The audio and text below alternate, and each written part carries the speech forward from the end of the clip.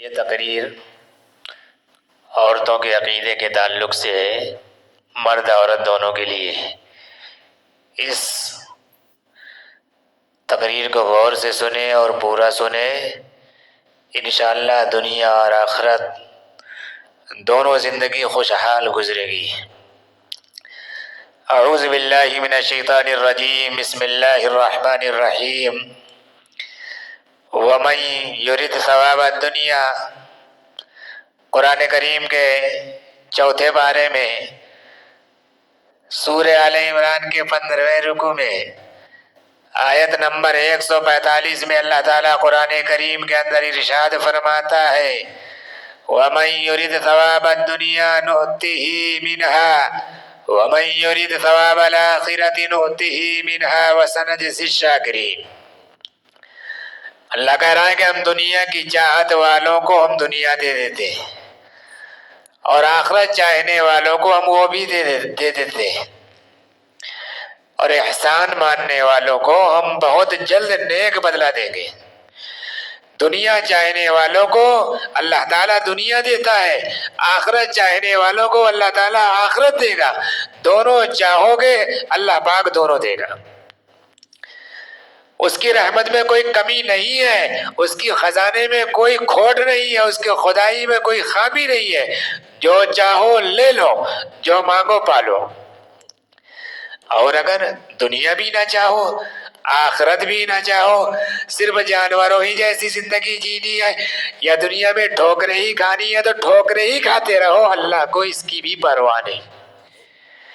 میری ماں صاحبہ، جب تو سجدے میں جاتی ہے اور تیرے ننھے ننھے ہاتھ جب آسمان کی طرف اٹھتے ہیں اور تیرے آنسو جب تیرے رخساروں سے بہنے لگتے ہیں، اس وقت میں تیری دعا میں کتنی تاثیر ہوتی ہے، کتنا اثر ہوتا ہے، تجھے اس کی خبر بھی نہیں، تجھے معلوم بھی نہیں، تجھے پتہ بھی نہیں، لیکن ہم کو معلوم ہے، ہم کو پتہ ہے، ہم بتاتے ہیں کہ تیری دعا میں کتنی تاثیر ہوتی ہے۔ حضرت امام بخاری رحمت اللہ علیہ جو بچپن میں اندھے ہو گئے تھے، ماں بیٹے کے اندھے ہو جانے سے بہت پریشان رہتی تھی، دن اور رات بارگاہ رب العزت میں دعائیں کیا کرتی تھی کہ اللہ میرے بچے کو آنکھیں دے دے۔ ایک روز خواب میں حضرت ابراہیم علیہ السلام کو دیکھا کہ انہوں نے مخاطب کر کے کہا کہ بیٹی تجھ کو خوشخبری ہو کہ اللہ نے تیرے بیٹے کی بینائی واپس مرحمت فرما دی۔ صبح اٹھ کر انہوں نے دیکھا تو بچے کی آنکھیں روشن تھی، بچہ اندھا ہو گیا تھا، لیکن ماں اللہ تعالیٰ سے مایوس نہیں ہوئی، برابر اللہ تعالیٰ سے دعائیں مانگتی رہی۔ قرآن کریم کے 24ویں پارے میں سورہ زمر کے 6 رکوع میں آیت نمبر 53 میں اللہ تعالیٰ ارشاد فرماتا ہے لا تقنطوا من رحمت اللہ، اللہ کہہ رہا ہے کہ میری رحمت سے نا امید نہ ہو جاؤ۔ یہ ماں اللہ تعالیٰ سے مانگنے لگی کہ باری تعالیٰ تیرے خزانے میں کوئی کھوٹ نہیں ہے، تیری رحمت میں کوئی کمی نہیں ہے، تو میرے بچے کو آنکھیں دے کے رہے گا اور میں لے کے رہوں گی، تیری رحمت سے نا امید ہونا کبیرہ گناہ ہے۔ اللہ نے خدا کی شان کو دیکھیے کہ اللہ نے اس بچے کو آنکھیں دے دی۔ میری ماں صاحبہ، ایک اندھے بچے کو تیری دعا میں یہ تاثیر تھی کہ ایک اندھے بچے کو آنکھیں دلوانے والی تو تھی، اور آج تو مولویوں سے بھیک مانگ رہی ہے، مجاوروں سے بھیک مانگ رہی ہے، مزاروں سے مدد مانگ رہی ہے، اولیاء اللہ سے مدد مانگ رہی ہے۔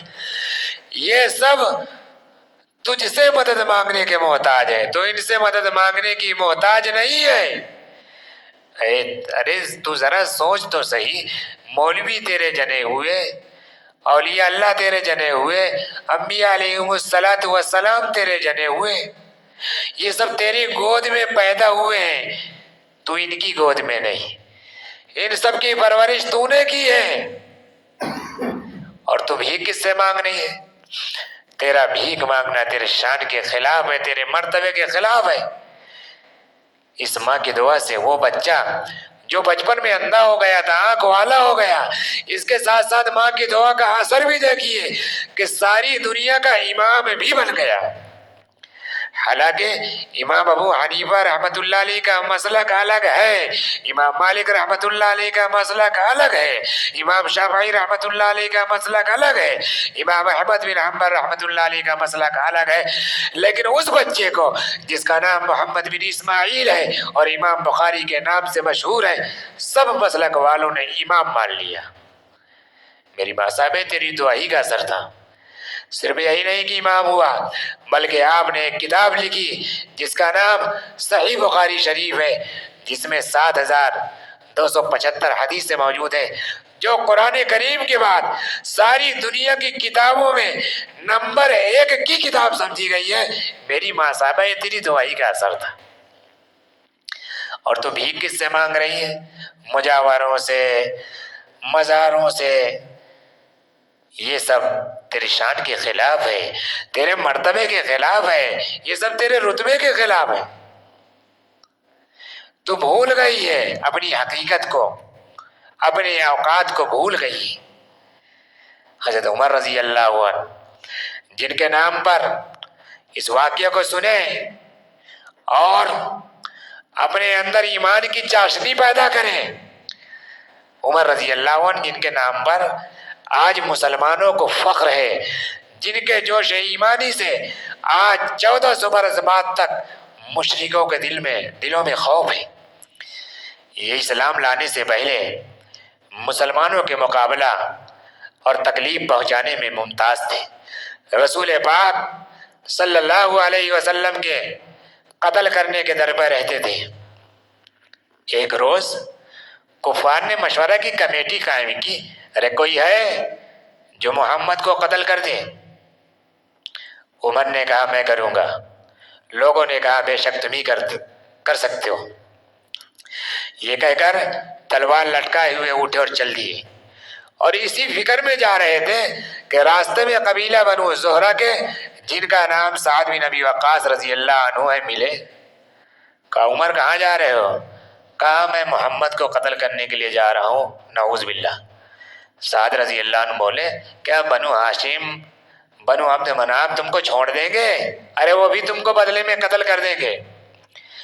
عمر اس جواب پر بگڑ گئے، کہہ رہے لگ رہا ہے تو بھی بددین ہو گیا ہے، لگ رہا ہے تو بھی بددین ہو گیا ہے، لا پہلے تجھے کو نپٹا دوں۔ یہ کہہ کر تلوار سنبھال لی۔ حضرت سعد رضی اللہ عنہ نے بھی یہ کہہ کر کہ ہاں میں مسلمان ہو گیا ہوں، انہوں نے بھی یہ کہہ کر تلوار سنبھال لی۔ اب دونوں طرف تلوار چلنے کو تھی۔ سعد رضی اللہ عنہ بولے کہہ رہے پہلے اپنے گھر کی تو خبر لے، تیرے بہن اور بہنوئی دونوں مسلمان ہو چکے ہیں۔ یہ سننا تھا کہ عمر غصے سے بھر گئے اور سیدھا بہن کے گھر گئے۔ وہاں دیکھا کہ کیواڑ بند کر کے حضرت خباب رضی اللہ عنہ دونوں میاں بیوی کو قرآن شریف پڑھا رہے تھے۔ عمر رضی اللہ عنہ نے دروازے پر جا کر کنڈی کھٹکھٹائی اور آواز دی دروازہ کھولو۔ حضرت عمر کی آہٹ سن کر حضرت خباب رضی اللہ عنہ جلدی سے اندر چھپ گئے، اور صحیفہ بھی جلدی میں باہر ہی رہ گیا جس پر آیات قرآنی لکھی ہوئی تھی۔ بہن نے کیواڑ کھولے، عمر کے ہاتھ پر کوئی چیز تھی جس سے بہن کے سر پر مارا اور کہا اپنی جان کی دشمن تو بھی بددین ہو گئی۔ اندر داخل ہوئے، کہا یہ کس چیز کی آواز تھی؟ بہن نے کہا، بہنوں نے کہا کہ ہم لوگ بات چیت کر رہے تھے۔ پھر عمر نے کہا کیا تم لوگوں نے اپنے دین کو چھوڑ کر دوسرا دین اختیار کر لیا ہے؟ بہنوں نے کہا کہ اگر دوسرا دین حق ہو تب۔ اتنا کہنا تھا کہ داڑھی پکڑ کر کھینچی اور بے تحاشا ٹوٹ پڑے اور زمین پر گرا کر خوب مارا۔ بہن نے چھڑانے کی کوشش کی تو بہن کے منہ پر تماچا اس زور سے مارا کہ خون نکل آیا۔ وہ بھی آخر حضرت عمر ہی کی بہن تھی، کہنے لگی اے عمر کیا مجھے اس وجہ سے مارا جا رہا ہے کہ میں مسلمان ہو گئی ہوں؟ بے شک میں مسلمان ہو گئی ہوں، جو تجھ سے ہو سکے تو کر لے۔ اتنے میں عمر کی نگاہ اس صحیفے پر پڑی جو جلدی میں باہر رہ گیا تھا، اور غصے کا جوش بھی اس مار پیٹ سے کم ہو گیا تھا، اور بہن کے اس طرح خون میں بھر جانے سے شرم سی بھی آ رہی تھی۔ کہا اچھا مجھے دکھاؤ یہ کیا ہے؟ بہن نے کہا تو ناپاک ہے اور اس کو ناپاک ہاتھ نہیں لگا سکتا۔ ہر چند اصرار کیا مگر بے وضو اور غسل کے دینے کو تیار نہ ہوئی۔ عمر نے غسل کیا اور پھر اس کو لے کر پڑھا جس میں سورۃ طٰہٰ لکھی ہوئی تھی اننی انا اللہ لا الہ الا انا فاعبدنی واقم الصلاۃ لذکری تک پڑھائی تھا کہ حالت ہی بدل گئی۔ کہا اچھا مجھے بھی محمد صلی اللہ علیہ وسلم کے دربار میں لے چلو۔ کہاں قتل کرنے کے لیے گئے تھے؟ کہا ایمان کے لیے کہہ رہے ہیں کہ مجھے محمد کے دربار میں لے چلو۔ حضرت خباب رضی اللہ عنہ جو اندر چھپے ہوئے تھے فوراً باہر نکلے۔ کہا ہے عمر میں تمہیں خوشخبری دیتا ہوں، کل شب پنج شنبہ میں حضور صلی اللہ علیہ وسلم نے دعا مانگی تھی یا اللہ عمر اور ابو جہل میں جو تجھے زیادہ پسند ہو اس سے اسلام کو قوت عطا فرما۔ یہ دونوں قوت میں مشہور تھے۔ معلوم ہوتا ہے کہ حضور صلی اللہ علیہ وسلم کی دعا تمہارے حق میں قبول ہو گئی۔ حضرت عمر رضی اللہ عنہ حضور صلی اللہ علیہ وسلم کی خدمت میں حاضر ہوئے اور جمعہ کی صبح کو مسلمان ہو گئے۔ ان کا مسلمان ہونا تھا کہ کفار کے حوصلے پست ہونا شروع ہو گئے، لیکن پھر بھی یہ نہایت مختصر جماعت تھی اور وہ سارا مکہ بلکہ سارا عرب اس لیے اور بھی جوش پیدا ہوا، جلسے کر کے مشورے کر کے ان حضرات کو ناپید کرنے کی کوشش کی جانے لگی۔ تاہم اتنا ضرور ہوا کہ مسلمان مکہ معظمہ کی مسجد میں نماز پڑھنے لگے۔ حضرت عبداللہ بن مسعود رضی اللہ عنہ فرماتے ہیں کہ حضرت عمر رضی اللہ عنہ کا اسلام لانا مسلمانوں کی فتح تھی، ان کی ہجرت مسلمانوں کی مدد تھی، ان کی خلافت رحمت تھی۔ میری ماں صاحبہ تیری دعا ہی کا اثر تھا، میری ماں صاحبہ اس پہلوان کا دل اسلام کی طرف موڑنے والی تو تھی، حق پرستی کی طرف جھکانے والی تو تھی، اور ان کے دل میں جوش ایمان پیدا کرنے والی تو تھی۔ حضرت عمر رضی اللہ عنہ اپنے بہن کے گھر سے روانہ ہوتے ہیں، حضور صلی اللہ علیہ وسلم کے دروازے پر جاتے ہیں تو دیکھتے کیا ہے کہ گنے چنے مسلمان دروازہ بند کر کے دین سیکھ رہے ہیں۔ نمازیں بھی گھر میں چھپ چھپ کر پڑھی جا رہی تھی۔ مشرکان مکہ کا یہ ظلم تھا کہ سچے خدا کا ان کے سامنے نام لینا بھی جرم سمجھا جاتا تھا۔ حضرت عمر رضی اللہ عنہ حضور صلی اللہ علیہ وسلم کی خدمت میں حاضر ہوئے اور وہاں جا کر دربار میں پہنچے اور کنڈی کھٹکھٹائی اور آواز دی دروازہ کھولو۔ سب آواز پہچان گئے کہ یہ تو عمر کی آواز ہے، سب ڈر گئے کیونکہ عمر ابھی تک مسلمان نہیں ہوئے تھے، مسلمانوں سے چڑھتے بھی تھے، مشرکان مکہ کے تائید میں رہتے تھے، اس لیے دروازہ کھولنے سے لوگ ڈر رہے تھے۔ ان کے جواب کا صرف ایک ہی شخص تھا، حضرت حمزہ رضی اللہ عنہ۔ کہا ارے ڈرتے کیا ہو، دروازہ کھولو، اگر اچھی نیت سے آتا ہے تو اچھی بات ہے، ورنہ اسی کی تلوار ہوگی، اسی کی گردن۔ لیکن دروازہ کھولنے میں سب سے پہلے حضور صلی اللہ علیہ وسلم سبقت لے گئے اور دروازہ کھولا اور کہا اے عمر کیا تو اس وقت تک مسلمان نہیں ہوگا جب تک کہ خدا تیرے اوپر کوئی عذاب نازل نہ کر دے؟ عمر رضی اللہ عنہ بولے یا رسول اللہ میں اپنی بہن کے گھر سے مسلمان ہو کے آ رہا ہوں۔ میری ماں صاحبہ یہ تیری صحبت اور قربانیوں کا اثر تھا کہ ایسا کڑا کافر جو ہزاروں میں بیڑا اٹھا چکا تھا رسول پاک صلی اللہ علیہ وسلم کی گردن مبارک کو کاٹنے کے لیے جا رہا تھا، ایسے شخص کو مسلمان بنانے والی تو تھی، اور آج تو ہم کو مسلمان کی حیثیت سے جنم دے کر ہمارے کانوں میں اذان و اقامت کہلوا کر ہمارا نام محمد یوسف یعقوب رکھوا کر ہمارا ختنہ کروا کر بھی تو ہم کو مسلمان نہ بنا سکی۔ ارے تو خود مسلمان نہ رہی تو ہم کو کیا مسلمان بنائی؟ حضرت عمر رضی اللہ عنہ حضور صلی اللہ علیہ وسلم سے کہا کہ سچے خدا کی عبادت چھپ چھپ کر ہو، باطل خداؤں کی عبادت علی اعلان ہو، اب یہ نہیں ہوگا کیونکہ عمر مسلمان ہو چکا ہے، اب سچے خدا کی عبادت علی اعلان ہوگی۔ چلو باہر نکلو، میدان میں نماز پڑھی جائے گی، دیکھتے ہیں کس کی طاقت ہے جو ہم کو نماز پڑھنے سے روکی۔ جب تمام صحابہ کرام رضی اللہ عنہم کو لے کر جو تقریباً 40 کی تعداد میں تھے، حضور صلی اللہ علیہ وسلم مکے کے میدان میں نماز پڑھنے کے لیے چلے ہیں تو مکے میں کھلبلی مچ گئی، دنیا عالم میں علل اعلان نماز پڑھی گئی تو میری ماں تیرے صدقے میں پڑھی گئی۔ انہی حضرت عمر رضی اللہ عنہ نے آدھی دنیا پر توحید کا جھنڈا لہرا دیا تھا۔ میری ماں صاحبہ، یہ تیری ہی قربانیوں کا اثر تھا، یہ تیری قربانیوں کا اثر تھا۔ اس دین اسلام میں سب سے پہلے ایمان لانے والی حضرت خدیجہ الکبریٰ رضی اللہ عنہا ہے، اور اس دین اسلام میں سب سے پہلے شہادت کا درجہ حاصل کرنے والی بھی تو ہے۔ حضرت سمیہ بن قیاد حضرت عمار رضی اللہ عنہ کی والدہ ہے، یہ بھی اپنے لڑکے حضرت عمار رضی اللہ عنہ اور اپنے شوہر حضرت یاسر رضی اللہ عنہ کی طرح اسلام کی خاطر طرح طرح کی مشقتیں اور تکلیفیں برداشت کرتی تھی۔ ان کو گرمی کی سخت وقت دھوپ میں لٹایا جاتا تھا، لوہے کی زرہ پہنا کر دھوپ میں کھڑا کیا جاتا تھا تاکہ دھوپ سے لوہا تپنے لگے اور اس کی گرمی سے تکلیف میں زیادتی ہو۔ ایک مرتبہ حضرت سمیہ رضی اللہ عنہ کھڑی تھی، ابو جہل کا ادھر کو گزر ہوا، برا کہا اور برچہ شرمگاہ پر مارا، جس کے زخم سے انتقال فرما گئی۔ اسلام کی خاطر سب سے پہلی شہادت انہی کی ہوئی۔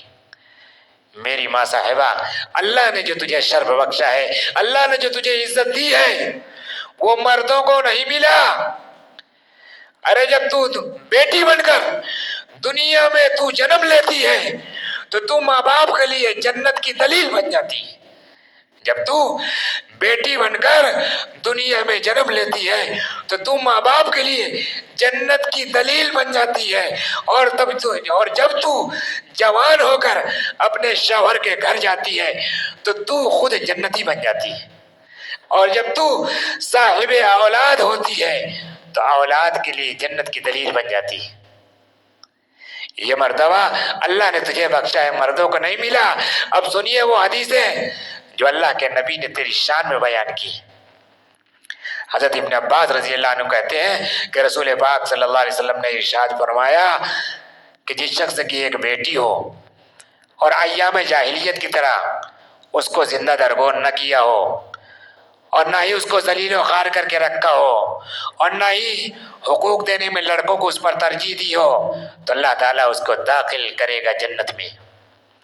حضرت انس رضی اللہ عنہ کہتے ہیں کہ رسول پاک صلی اللہ علیہ وسلم نے ارشاد فرمایا کہ جو عورت 5 وقت کی پابندی سے نماز پڑھے، جو عورت 5 وقت کی پابندی سے نماز پڑھے، ماہ رمضان کے روزے رکھے، اپنے شوہر اپنی شرمگاہ کو محفوظ رکھے، اپنے شوہر کی اطاعت کرے تو اس کو اختیار ہے، اللہ کے نبی نے فرمایا کہ جنت کے جس دروازے سے جانا چاہے چلی جائے۔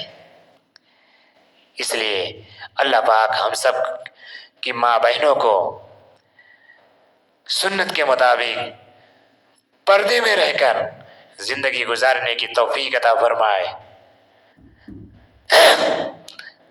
زندگی گزارنے کی توفیق عطا فرمائے۔ وما علینا الا البلاغ۔